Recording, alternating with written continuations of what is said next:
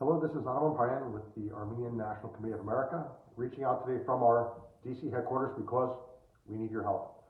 It was roughly 12 months ago, just under 12 months ago, that President Biden waived the restriction on U.S. military assistance to Azerbaijan. There's a law in place, it's called Section 907. Presidents have annually repealed it or waived it or suspended its enforcement so that U.S. military can continue flowing to the Aliyev regime in Azerbaijan, a very oil-wealthy, oil-rich country that certainly doesn't deserve U.S. military assistance. But President Biden, in the wake of the September 2020 war, in full knowledge of how Azerbaijan used U.S. military assistance to prosecute this war, developed additional military capacity with which to attack Artsakh and also Armenia, President Biden last April 23rd, just hours before recognizing the Armenian genocide, waived that law. He sent official notification to the Congress. We only heard about it days later. It was not publicized for reasons that you might expect. Certainly not something that the administration sought to explain. They tried to deal with it entirely in the shadows. They just, green lighted the U.S. military aid. Certainly that made Turkey very happy. Azerbaijan, a more lethal enemy of Armenia, but it wasn't explained, it wasn't publicized, it wasn't brought out into the public arena the way a decision like that certainly should have been. It's one thing for a President Bush or Obama or Trump to have waived this law. They were all wrong to do so, but President Biden waived it in full knowledge of everything that Azerbaijan has done with this military aid. Now, here we are today, about 12 months out from that decision, and we're in the window now, on the eve of the next decision that President Biden will make. This is his second opportunity to do things, to get it right, to recognize that Azerbaijan's the aggressor. They don't deserve U.S. military assistance. They don't need U.S. military assistance, and he should enforce Section 907 of the Freedom Support Act. This is, in fact, entirely consistent with his own campaign stand.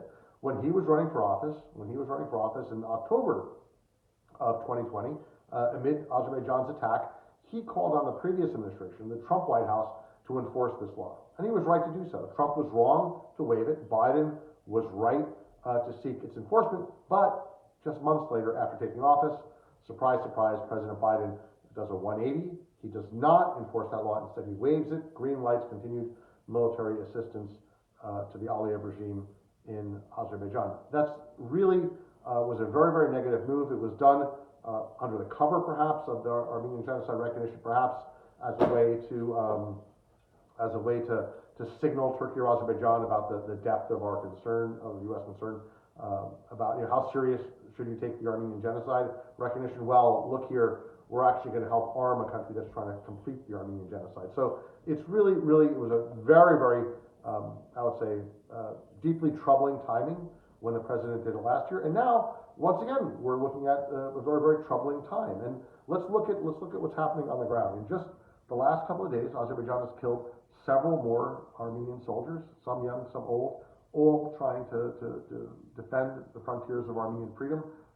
Brave soldiers, brave citizens, risking their lives, giving their lives to defend the Armenian homeland, to defend our indigenous, ancient Christian homeland. So they're killing Artsakh soldiers.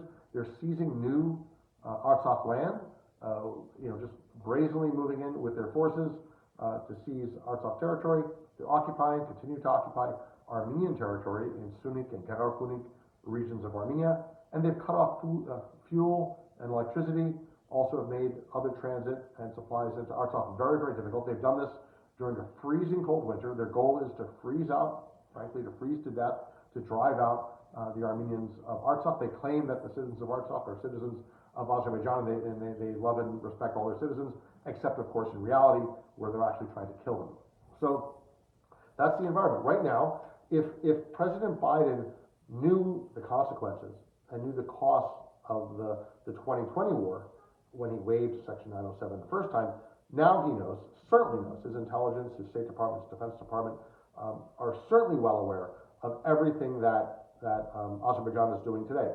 The killing of Artsakh citizens and soldiers, the invasion of Artsakh territory, the occupation of Armenian sovereign soil, and also the cutoff of electricity and heating fuel included to Artsakh.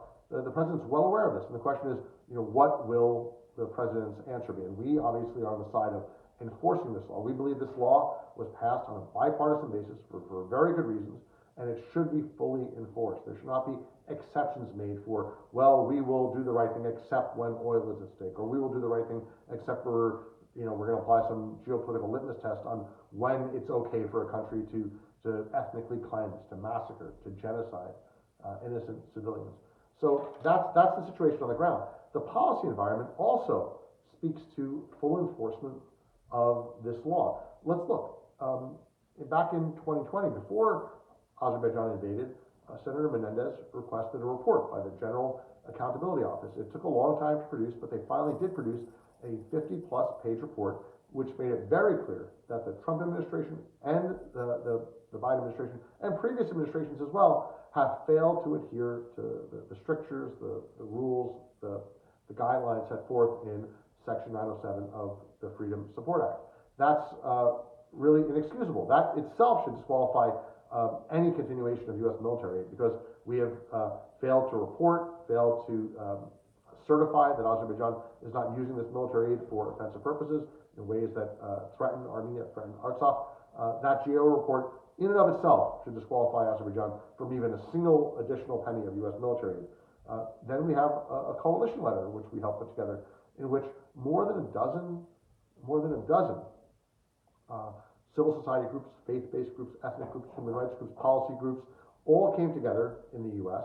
and wrote to President Biden saying, we must stop U.S. arms, we must end U.S. aid to Azerbaijan. Obviously, the Armenian National Committee was a signatory, but so was the National Council of Churches, so was the Hindu-American Foundation, the Hellenic American Leadership Council, American Friends of Kurdistan, Middle East Forum, Code Pink. Many other groups stepped forward and co-signed this letter, representing millions and millions of Americans. Again, religious, ethnic, human rights oriented, a broad cross-section from left to right, from coast to coast. There was a very broad cross-section, because when Americans think about this issue, when they're asked, shouldn't we be sending our tax dollars to a foreign dictator who is, massacring innocent civilians and invading indigenous Christian lands, to a man, to a woman, they say no. This issue, like many issues that are on the ANC agenda, they prosper in the sunshine, because if you ask Americans, if you ask legislators, even if you were to ask the president, should we be subsidizing Ilham Aliyev, the answer is going to be no.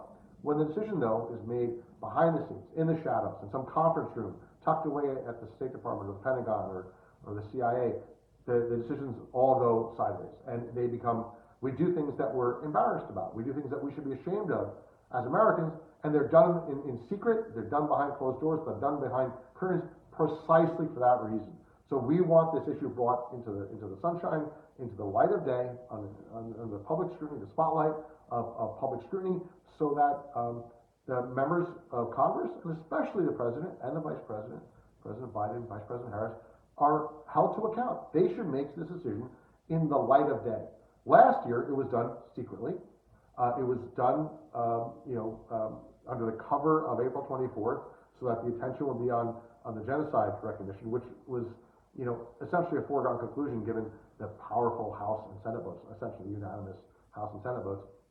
It was done under that cover in order to, hide something that the administration wanted hidden. It's going to be a little harder this time because, actually, it may not be harder because we have the Ukraine war going on. So our job as the ANCA, our job as ANCA, our job as a community, our job as coalitions and coalition partners is to bring this issue into the light of day as much as possible.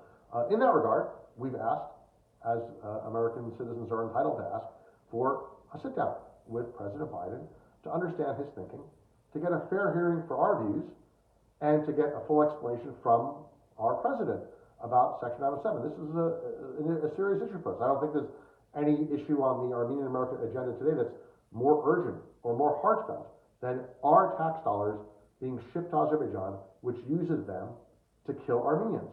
I think we deserve a fair hearing for that.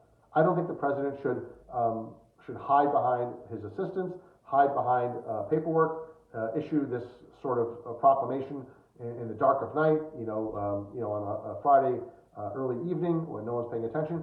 This should be an issue that is debated in public, discussed in public, and frankly, we deserve a fair hearing with our president to communicate our concerns. Now, he may not do exactly what we want, and sadly, we've grown accustomed to that, not just by President Biden, but by other presidents as well, Democrats and Republicans, but we deserve a fair hearing. And if we don't, then the president should say, I don't think you deserve a fair hearing. I think that I should be entitled to do whatever I want, and if American citizens care a lot about an issue, well, that's their problem, not mine. And that's not how I was raised as an American. So I think that our expectation is that the president will sit down with Armenian Americans and explain, give us a fair hearing, and then offer us a full explanation as to where he stands on Section 907, where he stands on our tax dollars subsidizing the Aliyev regime in Azerbaijan, a regime that is killing Armenians, occupying Armenia, invading Artsakh. That is our request of the president. We're also submitting requests to Congress, and that is in the form of our regular meetings and dialogue with the Armenian caucus and many, many other members. We have maintained relations with hundreds of members. But there's also a formal process that's underway, which is that each congressional office has a process by which civil society groups can weigh in. There's forms you can fill out, and they're very specific, and they're customized to each member of Congress based on their particular format, their particular priorities, their particular way of sort of looking at the legislative landscape. But two important bills are opportunities for us to weigh in with hundreds and hundreds of members of Congress. So the first is the National Defense Authorization Act, which authorizes our defense spending. And the second is the Foreign Aid Bill, which authorizes all of our international programs, the State Foreign Operations Bill. Both have systems that allow civil society groups like the ANCA to list our priorities in a very, very detailed way, in a very structured way, in a way that legislative offices can absorb and integrate into their asks of the appropriators of the executive branch and the decision makers on these defense and foreign aid issues.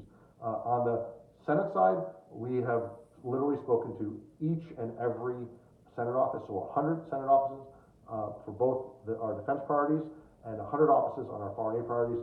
On the House side, we've targeted the highest priority members, including, based on where they stand on our issues, but also the committees they serve on.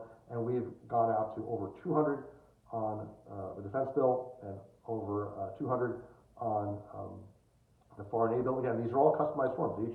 Each takes quite a bit of attention, and that's attention that it's time well spent because it puts us on the record with all these offices. These are our priorities. So our priority for the defense bill, very clear, very clear.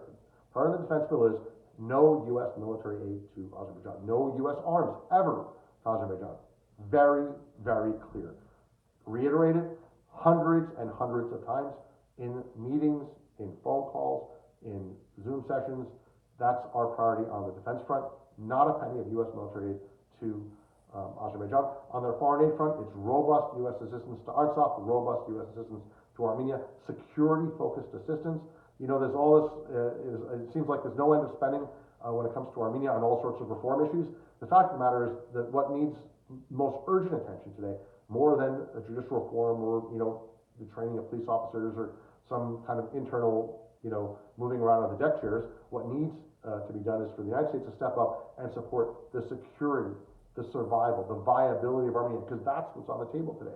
To play favorites in the Armenian political field is a bad habit that our U.S. Embassy has developed over the years. It's a bad habit that our Department of State has developed over the years, but it's one that we need to break. And we need to focus on assistance that will assist. We need to focus on aid that will aid. We need to focus on help that will actually help. And that means supporting the security, the survivability, the viability of the Armenian homeland, the indigenous Armenian homeland. It is an existential danger today, and we need urgent support. We're also parallel to these two sets of priorities, right? The cutting aid to Azerbaijan and increasing aid to Artsakh and also Armenia for things like, water supply, energy supply. We've seen in the news on our social media feeds the last few weeks that there's no energy in Artsakh. Well, the U.S. can help address that. We have energy programs all over the world. We have water programs all over the world. We spend countless billions of dollars on all the urgent priorities, humanitarian crises around the world. But that's a good thing. We should be proud of that. It's a good thing that we're doing that. But there's this little asterisk next to the U.S. AID motto that says, we help people based on need, little asterisk, and you look down at the bottom of the page, it says, except Artsakh. Artsakh is essentially blockaded from any U.S. assistance. There are difficult places in this world. There are places where status is an issue. There are places where access is an issue. Access is a challenge. There are places like that all over the world. But yet, somehow or other, our assistance, our USAID, I'm proud to say, is able to reach those populations, but not Artsakh. Artsakh is the one place in the world which apparently our government cannot help. When you do hear about assistance to Artsakh, it's literally USAID and the State Department talking about the same $5 million. The same $5 million that Mike Pompeo, do you remember Mike Pompeo? He was the Secretary of State back in the Trump administration. He had said, I think in late 2020, maybe early 2021, we're going to send $5 million to those affected by the Nagorno-Karabakh conflict. That's code for, a big chunk to Azerbaijan, a big chunk or some chunk to the Armenians, right? As it turns out, so a big piece goes to Azerbaijan of that $5 million, and then of the aid for the Armenians, vast majority gets spent in Armenia to help Artsakh refugees who were forced to flee to Armenia, and just a tiny fraction, we're talking perhaps a couple $100,000, the price of the smallest of apartments here in Washington, D.C. is the aid that's actually reaching Artsakh. And that is an embarrassment. I think that as an American, we can think about this on a lot of levels. Just look at it from pure finance. Look at the tax revenues that Armenian Americans of Armenian heritage, pay every year into the U.S. Treasury. In the billions and billions of dollars. We have been blessed in this country. We have done well in this country. We have prospered in this country. Many corporations are led by Americans of Armenian heritage, and we've shared that, right, through charity, but also through our taxes. And then to hear from our government that, we can't help the Armenians in Artsakh, simply there's not enough money. We can help everywhere in the world, but, the Artsakh is just the one place we can't scrape together the pennies to help Artsakh. So we get heavy military assistance. I think the number now we learned from the GAO report is $164 million in military aid to Azerbaijan, but just a couple $100,000 for the people of Artsakh. The people of Artsakh who are being frozen to death, the people of Artsakh who are having their villages shelled, they're the at-risk population ignored. Azerbaijan, oil-rich, wealthy, corrupt. We can scrape together $160+ million for this dictator, for this oil-rich, autocrat, but can't find the dollars for Artsakh. It's utterly outrageous and an absolute embarrassment, a true failing on the part of this administration. So, parallel to all these efforts, the aid efforts and the cutting aid to Azerbaijan side of things, are the war crimes that Azerbaijan committed with the help of Turkey. And we have not seen, and we've called for these in person, in writing. Members of Congress have asked for these investigations at congressional hearings, but there are several items, I'll list them for you, that deserve investigations. I think you'd agree. Number one, Azerbaijan's mistreatment, abuse, illegal detention, and torture of Armenian POWs. Our government, American government, can barely call them prisoners of war because that would entail them being protected under the Third Geneva Convention and other international instruments. No, we call them detainees, which is Azerbaijan's phrasing, to make sure that they're treated under Azerbaijani law, not international law. Like, why would we do that? Azerbaijan clearly has an intent. They want to continue torturing these young men, some young women as well. They want to torture them, so they call them detainees. Why then do we do that as well? That is such an utter moral failing. It's a black and white issue. It could not be more stark. Second, prohibited munitions. We have evidence that Azerbaijan used white phosphorus. Azerbaijan used cluster bombs against the citizens of Artsakh. Where are the investigations of that? When we hear about these non-conventional weapons or illegal munitions being used elsewhere in the world, it is a top-tier issue, right? There's outrage at the very highest levels, except, of course, the asterisk is there once again, except when it's Artsakh, then apparently, no rules apply, do what you want, they're just Armenians, it's really disgraceful. So no investigation of the abuse of Armenian prisoners of war, no investigation by the administration of Azerbaijan's use of prohibited munitions, no investigation of foreign mercenaries, the jihadist terrorists that Turkey recruited for Azerbaijan to fight against the citizens of Artsakh, there are international laws that prohibit the recruitment and deployment of foreign mercenaries. There's been no investigation by our government into this violation of international law.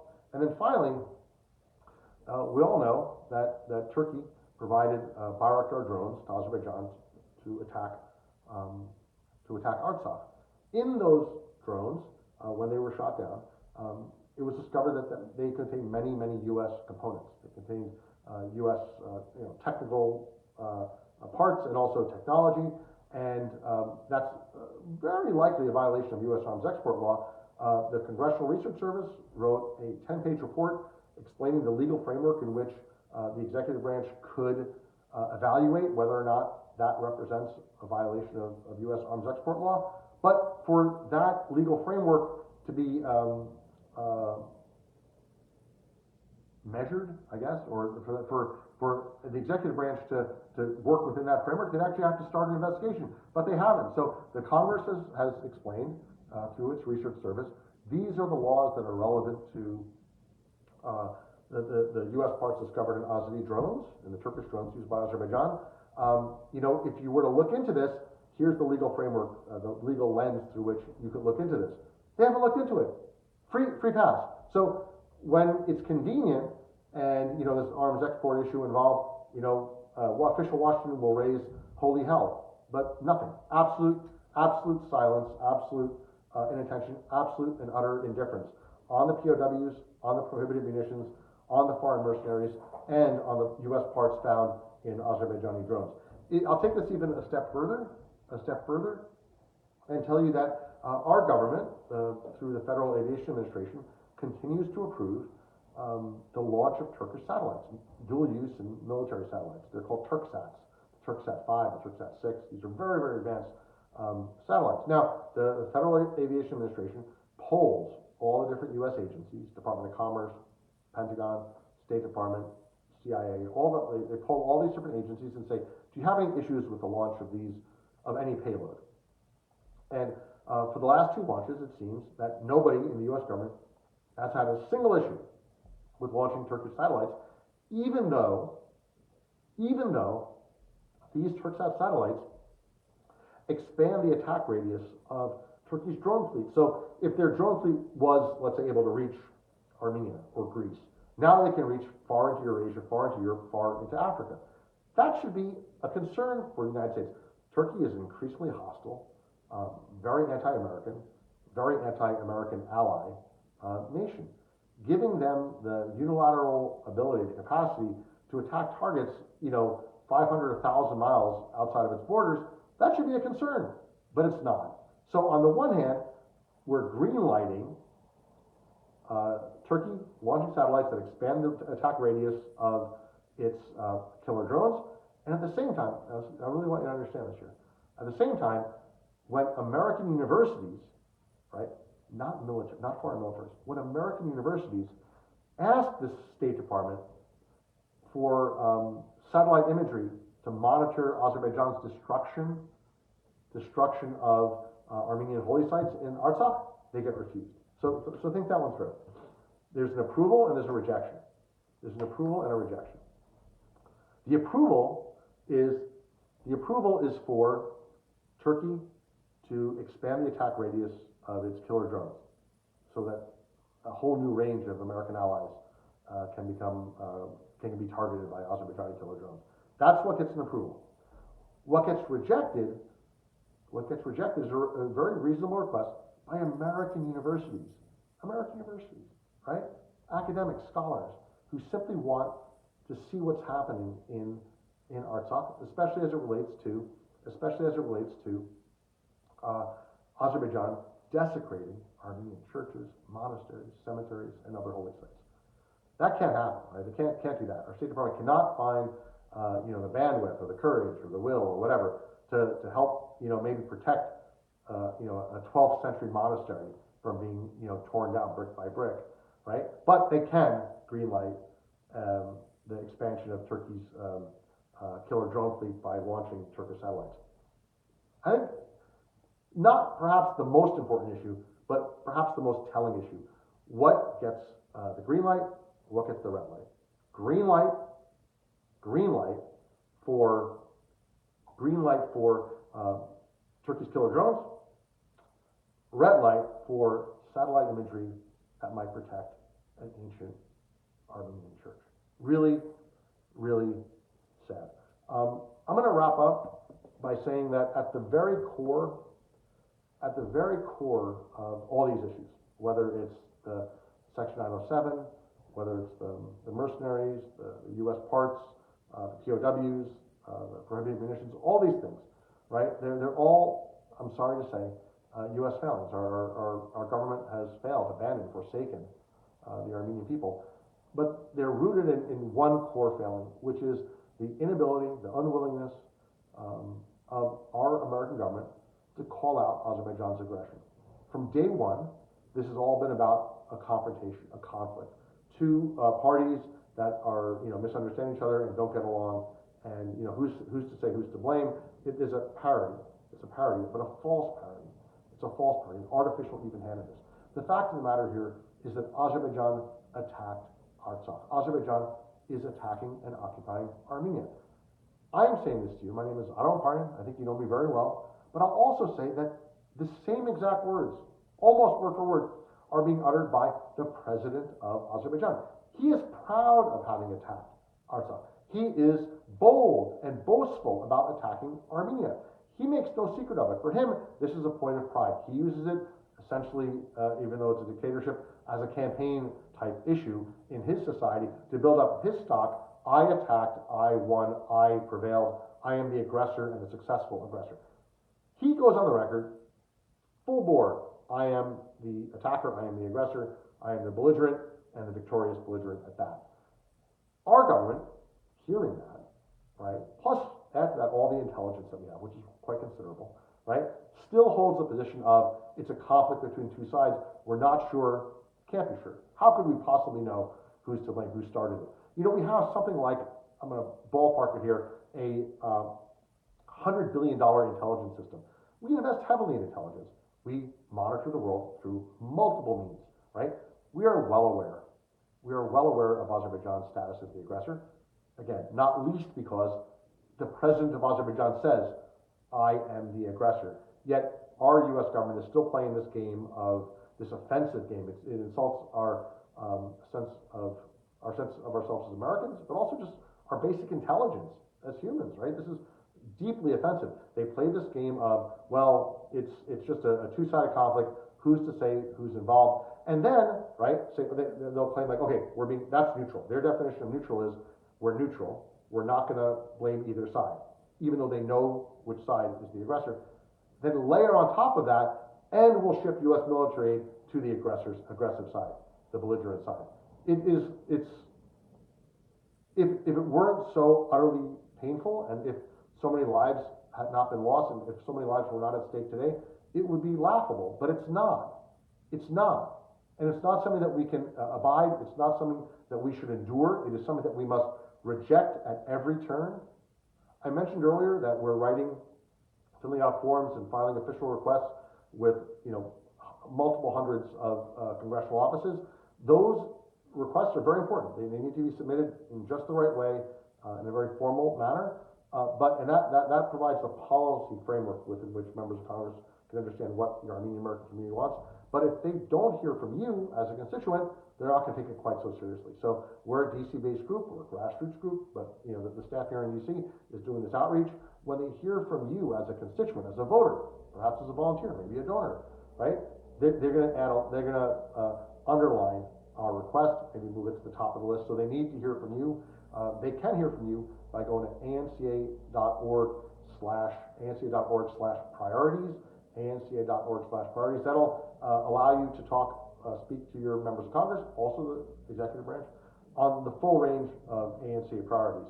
If you just want to focus today on the crisis at hand, the actual ongoing aggression against Artsakh by Azerbaijan, the recent killings, the occupation of new territory, then go to anca.org/crisis, anca.org/crisis. That's just focused on President Biden and Vice President Harris. That's also an important way to communicate. Priorities will allow you to cover the full waterfront.